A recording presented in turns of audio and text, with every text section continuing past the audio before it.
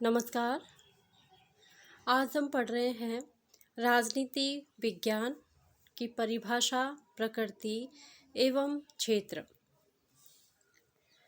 मनुष्य स्वभाव से ही एक राजनीतिक प्राणी है और वह जो राज्य के बिना रहता है या तो देवता है अथवा पशु। ये परिभाषा दी है अरस्तु ने। अरस्तु ने कहा है कि कोई भी मनुष्य जो राज्य के बिना रहता है या तो वह कौन है, देवता है या वह पशु है, अथवा जो मनुष्य का स्वभाव है वो शुरू से ही राजनीतिक रहा है। यानी मनुष्य स्वभाव से ही एक राजनीतिक प्राणी है और वह जो राज्य के बिना रहता है या तो वह देवता है या पशु। ये अरस्तु की परिभाषा है। भारत के प्राचीन चिंतकों ने विद्याओं को 4 भागों में विभक्त किया था: त्रयी, वार्ता, आन्वीक्षिकी और दंड नीति। मानव समाज में व्यवस्था और शांति स्थापित करने को दंड नाम दिया जाता था। दंड का शास्त्रीय अभिप्राय समाज की व्यवस्था से है। सुव्यवस्थित जन समाज को ही राज्य कहते हैं। जिस जन समुदाय में व्यवस्था या दंड स्थापित हो, शासन की सत्ता के कारण मनुष्यों में शासक और शासित का भेद विद्यमान हो, वही राज्य कहलाता है। जो विद्या इस राज्य का और शासन या दंड का प्रतिपादन करती है वह राजनीति शास्त्र कही जाती है। राजनीति विज्ञान की परिभाषा, परंपरागत दृष्टिकोण। राजनीति के अंग्रेजी पर्याय पॉलिटिक्स शब्द की उत्पत्ति ग्रीक शब्द पोलिस से हुई है। तो पॉलिटिक्स जो बना है वो ग्रीक शब्द पोलिस से बना है, जिसका अर्थ है नगर राज्य। पोलिस का क्या अर्थ है? नगर राज्य, अर्थात नगर राज्य तथा उससे संबंधित जीवन, घटनाओं, क्रियाओं, व्यवहारों एवं समस्याओं का अध्ययन अथवा ज्ञान ही राजनीति है। अरस्तु ने राजनीति शब्द का प्रयोग इन्हीं अर्थों में किया है। आधुनिक अर्थों में राजनीति शब्द को इन व्यापक अर्थों में प्रयुक्त नहीं किया जाता। आधुनिक समय में इसका संबंध राज्य, सरकार, प्रशासन, व्यवस्था के अंतर्गत समाज के विविध संदर्भों व संबंधों के व्यवस्थित एवं क्रमबद्ध ज्ञान एवं अध्ययन से है। परंपरागत दृष्टिकोण में राजनीति शास्त्र को 4 अर्थों में परिभाषित किया जाता है: राज्य के अध्ययन के रूप में, सरकार के अध्ययन के रूप में, राज्य और सरकार के अध्ययन के रूप में, और चौथा है राज्य, सरकार और व्यक्ति के अध्ययन के रूप में। तो परंपरागत रूप से इसको 4 रूपों में व्यक्त किया गया है: राज्य के रूप में, सरकार के रूप में, व्यक्ति के राज्य, सरकार और राज्य और सरकार के अध्ययन के रूप में, और चौथा है राज्य, सरकार और व्यक्ति के अध्ययन के रूप में। तो सबसे पहले देखते हैं राज्य के अध्ययन के रूप में राजनीति शास्त्र क्या है।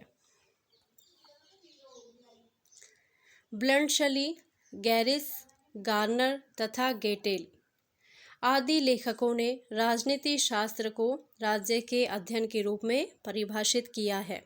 तो जो व्यक्ति राज्य के अध्ययन के रूप में राजनीति शास्त्र की परिभाषा देते हैं उनमें प्रमुख हैं ब्लंटशली, गैरिस, गार्नर तथा गेटेल। ब्लंटशली की परिभाषा क्या है? राजनीति शास्त्र वह शास्त्र है जिसका संबंध राज्य से है, जो राज्य की आधारभूत स्थितियों, उसकी प्रकृति तथा विविध स्वरूपों एवं विकास को समझने का प्रयत्न करता है। तो ब्लंटशली ने क्या परिभाषा दी है, एक बार फिर देखते हैं कि राजनीति शास्त्र वह शास्त्र है जिसका संबंध किससे है? राज्य से है, जो राज्य की आधारभूत स्थितियों, उसकी प्रकृति तथा विविध स्वरूपों एवं विकास को समझने का प्रयत्न करता है, वह क्या है? राजनीति शास्त्र है। जो मतलब पूर्णतः राज्य के बारे में बताता है। राज्य का स्वरूप क्या है, राज्य की प्रकृति क्या है, और राज्य के विकास कैसा है राज्य का, ये सभी बातें जहाँ पढ़ी जाती हैं वो क्या है? राजनीति शास्त्र है। और ये किसके शब्दों में है? ब्लंट शली के शब्दों में। अगली परिभाषा है गैरिस के शब्दों में। राजनीति शास्त्र राज्य को एक शक्ति संस्था के रूप में मानता है, जो राज्य के समस्त संबंधों, उसकी उत्पत्ति, उसके स्थान, उसके उद्देश्य, उसके नैतिक महत्व, उसकी आर्थिक समस्या, उसके वित्तीय पहलू आदि का विवेचन करता है। यह परिभाषा है गैरिस की। तो यहाँ पे क्या बताया गया है कि राजनीति शास्त्र वह शास्त्र है जो राज्य को एक शक्ति मानता है, शक्ति संस्था के रूप में मानता है, जिसमें राज्य के समस्त संबंधों, मतलब एक राज्य से दूसरे राज्य के संबंध कैसे हैं, उस राज्य की उत्पत्ति, उसके स्थान, उसका उद्देश्य क्या है, उसके नैतिक महत्व क्या है, उसकी आर्थिक समस्याएं क्या हैं, उसके वित्तीय पहलू क्या हैं, इन सभी का विवेचन जिस शास्त्र में होता है वह राजनीति शास्त्र है। और यह परिभाषा है गैरिस की परिभाषा। अगला है गार्नर के अनुसार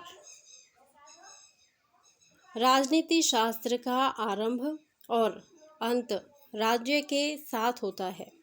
तो इसकी सबसे सीधी सादी परिभाषा है। तो किसी ने क्या बताया कि किसी राज्य के बारे में जिसमें पढ़ा जाता है कि इस राज्य का विकास कैसे हुआ, उस राज्य के क्या महत्व हैं, क्या उसके नियम हैं, तो वो राजनीति शास्त्र है। और गैरिस ने भी बताया कि उस जो राज्य है उसके आपसी संबंध, उसकी उत्पत्ति, उसके उद्देश्य, उसकी आर्थिक समस्याएं, उसके वित्तीय पहलू, ये सभी अध्ययन जिसमें किए जाते हैं वो राजनीति शास्त्र है। जबकि गार्नर कहते हैं कि राजनीति शास्त्र का आरंभ और अंत राज्य के साथ होता है। यह इनकी छोटी सी परिभाषा है जिसमें समूल राज्य को समावेश किया गया है कि उसका आरंभ क्या है। तो आरंभ और अंत पढ़ेंगे तो उसमें जो बीच में विकास चलेगा उसका, उसकी समस्याएं चलेंगी, वो सब कुछ राज्य के साथ जुड़ा हुआ होगा, वो सभी राजनीति शास्त्र में आ जाएगा। अगली परिभाषा है गैटेल के अनुसार राजनीति शास्त्र राज्य के भूत, वर्तमान और भविष्य का, राजनीतिक संगठन तथा राजनीतिक कार्यों का, राजनीतिक संस्थाओं का तथा राजनीतिक सिद्धांतों का अध्ययन करता है। तो कुल मिला के सभी की परिभाषा से यही स्पष्ट होता है कि राज्य के बारे में जो अध्ययन किया जाता है, चाहे वो उसकी समस्या हो, चाहे हम उसके भूत और भविष्य के बारे में पढ़ रहे हो, चाहे उसकी आर्थिक समस्याओं के बारे में पढ़ रहे हो, चाहे उसके अंत और आदि से लेकर अंत तक जितनी भी बातें उसमें हैं उस सब के बारे में हम अध्ययन कर रहे हैं, वो सभी क्या है? राजनीति शास्त्र। अगला अध्ययन है सरकार के अध्ययन के रूप में। सरकार का अध्ययन जिसमें किया जाता है वह क्या है? राजनीति शास्त्र। अब इसमें कौन कौन से विद्वान आते हैं? पॉल जेनेट, लीकॉक और सीले जैसे विद्वानों ने राजनीति शास्त्र को सरकार के अध्ययन के रूप में परिभाषित किया है। तो प्रमुख विद्वान जिन्होंने सरकार के अध्ययन के रूप में राजनीति शास्त्र की परिभाषा दी है वो हैं पॉल जेनेट, लीकॉक और सीले। अब इनकी क्या परिभाषाएं हैं वो देखते हैं। पॉल जेनेट के शब्दों में राजनीति शास्त्र सामाजिक शास्त्र का वह भाग है जिसमें राज्य के आधार तथा शासन के सिद्धांतों पर विचार किया जाता है। तो सीधा साधा अर्थ क्या है इसमें? सरकार से संबंधित, यानी कि इसमें बताया कि राजनीति शास्त्र सामाजिक शास्त्र का वह भाग है जिसमें राज्य के आधार का अध्ययन किया जाता है तथा शासन के सिद्धांतों पर विचार किया जाता है कि उस राज्य का जो शासन चल रहा है वो कौन से सिद्धांतों पर चल रहा है, सरकार ने कौन से सिद्धांत वहाँ पे परिभाषित किए हैं, किस सिद्धांतों को बनाया है, जिन सिद्धांतों के आधार पर वो राज्य संचालित किया जा रहा है। तो ये परिभाषा है पॉल जेनेट की। अगली परिभाषा है लीकॉक। लीकॉक के शब्दों में राजनीति शास्त्र सरकार से संबंधित अध्ययन है। तो सीधी सी परिभाषा है कि राजनीति शास्त्र क्या है, सरकार का अध्ययन, सरकार से संबंधित अध्ययन। सरकार से संबंधित अध्ययन का मतलब सरकार उस राज्य के लिए कौन सी योजनाएं बनाती है, कौन सी नीतियां बनाती है, किस तरह उनको संचालित करती है, किस तरह उनका संगठन करती है। तो ये सभी बातें राजनीति शास्त्र में पढ़ी जाती हैं। अगली परिभाषा है सीले के शब्दों में राजनीति शास्त्र उसी प्रकार शासन के तत्वों की खोज करता है जैसे संपत्ति शास्त्र संपत्ति का, जीव शास्त्र जीव का, बीजगणित अंकों का तथा ज्यामितीय शास्त्र स्थान और ऊंचाई का अध्ययन करता है। उसी तरह राजनीति शास्त्र शासन के तत्वों की खोज करता है। अगला है राज्य और सरकार के अध्ययन के रूप में।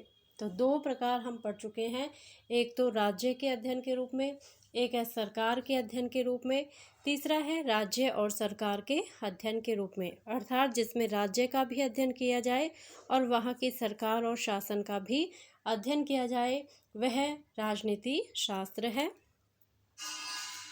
राज्य और सरकार के अध्ययन के रूप में कुछ विद्वानों का मत है कि राजनीति विज्ञान राज्य और सरकार दोनों का ही अध्ययन करता है। यह पूर्व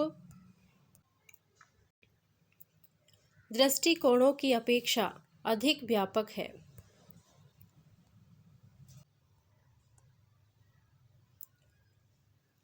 केवल राज्य और केवल सरकार के अध्ययन पर आधारित परिभाषा एकांगी है, क्योंकि जो राज्य की परिभाषा देते हैं उसमें सिर्फ राज्य को समाहित किया गया है राजनीति शास्त्र में, और जो सरकार के अध्ययन के रूप में बताते हैं उसमें से केवल सरकार के अध्ययन ही किया जाता है। लेकिन यह क्षेत्र अधिक व्यापक है क्योंकि इसमें राज्य और सरकार दोनों का ही अध्ययन किया जाता है, क्योंकि इसमें माना जाता है कि अकेला राज्य हो और वहाँ सरकार नहीं हो तो वो राजनीति शास्त्र में शामिल नहीं होगा। और सरकार किसकी होगी? अगर राज्य ही नहीं होगा तो सरकार किसकी होगी? तो राज्य भी होना चाहिए और सरकार भी होनी चाहिए। राज्य और सरकार दोनों एक दूसरे के पूरक हैं और घनिष्ठ रूप से अंतर संबंधित हैं। इन दोनों का पृथक पृथक अध्ययन करना ना तो संभव है और ना वांछनीय है। आर.एन. गिलक्राइस्ट ने कहा है कि राजनीति विज्ञान का राज्य और सरकार की सामान्य समस्याओं से संबंध होता है। यह किसने कहा? आर.एन. गिलक्राइस्ट ने। पॉल जेनेट ने क्या परिभाषा दी है?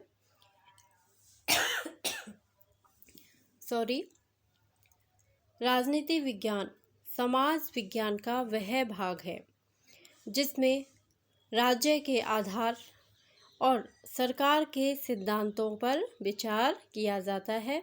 तो इसमें राज्य के आधार और सरकार के सिद्धांतों पर विचार किया जाता है। यह परिभाषा दी है पॉल जेनेट ने। डिमॉक के अनुसार राजनीति विज्ञान का संबंध राज्य तथा उसके यंत्र सरकार से है।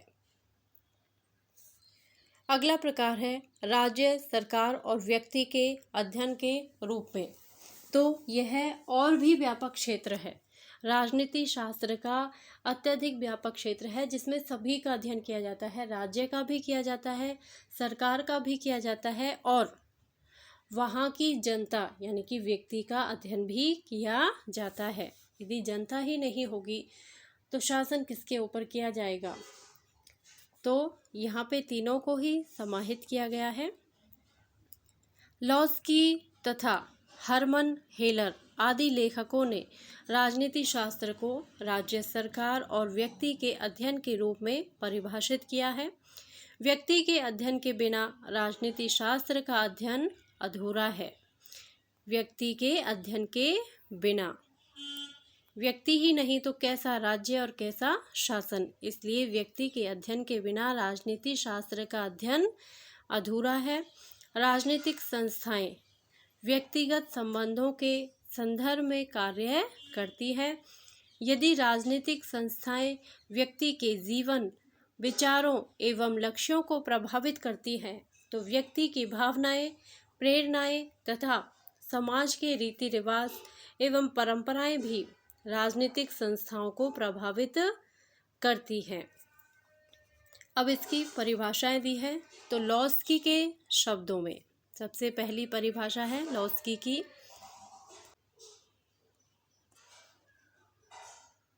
राजनीति विज्ञान के अध्ययन का संबंध संगठित राज्यों से संबंधित मनुष्य के जीवन से है। यह है परिभाषा लॉस्की की है। तो उन्होंने क्या कहा है कि राजनीति विज्ञान के अध्ययन का संबंध किससे है? संगठित राज्य होना चाहिए और उसमें रहने वाले मनुष्यों के जीवन से संबंधित है। क्योंकि हम पहले ही पढ़ चुके हैं अरस्तु की परिभाषा में कि जो व्यक्ति राज्य में नहीं रहता वह क्या है, या तो देवता है या पशु है। तो वो तो राज्य में रहेंगे नहीं, उनका तो राजनीति शास्त्र से कोई संबंध ही नहीं है क्योंकि वो मानव ही नहीं है। लेकिन मानव है तो वो किसी न किसी राज्य में रहेगा। तो उस संगठित राज्य का अध्ययन और उससे संबंधित मनुष्य के जीवन का अध्ययन, यही क्या है? राजनीति शास्त्र। और ये किसने परिभाषा दी है? लॉस्की के शब्दों में। हरमन हेलर के शब्दों में राजनीति शास्त्र के सर्वांगीण स्वरूप का निर्धारण व्यक्ति संबंधी मूलभूत पूर्व मान्यताओं द्वारा होता है। तो यहाँ पे जो व्यक्ति है घूम फिर के वही आ जाता है कि राज्य हो, व्यक्ति हो। तो स्वरूप का जो निर्धारण होता है राजनीति शास्त्र के सर्वांगीण स्वरूप का निर्धारण व्यक्ति संबंधी मूल भूतपूर्व मान्यताओं द्वारा होता है। वहाँ पे जो शासन और नीतियाँ तय की जाती हैं तो उन्हीं नीतियों के आधार पर वहाँ का राजनीति शास्त्र प्रशस्त होता है। संक्षेप में परंपरावादी विद्वान राजनीति विज्ञान को राज्य सरकार और व्यक्ति का अध्ययन करने वाला विषय मानते हैं। राज्य के बिना सरकार की कल्पना नहीं की जा सकती क्योंकि सरकार राज्य प्रदत्त शक्ति का ही प्रयोग करती है। सरकार के बिना राज्य एक अमूर्त कल्पना मात्र है और व्यक्ति राज्य की प्राथमिक इकाई है। अतः परंपरागत दृष्टिकोण के अनुसार राजनीति शास्त्र के अंतर्गत राज्य, सरकार एवं व्यक्ति के अंतः संबंधों का अध्ययन किया जाता है। तो यह था राजनीति शास्त्र परंपरागत दृष्टिकोण। धन्यवाद। यदि आपको यह वीडियो अच्छी लगी हो तो प्लीज़ मेरे वीडियो को लाइक करें, शेयर करें और यदि आप मेरे चैनल पर नए हो तो प्लीज़ मेरे चैनल को सब्सक्राइब करें। Thank you.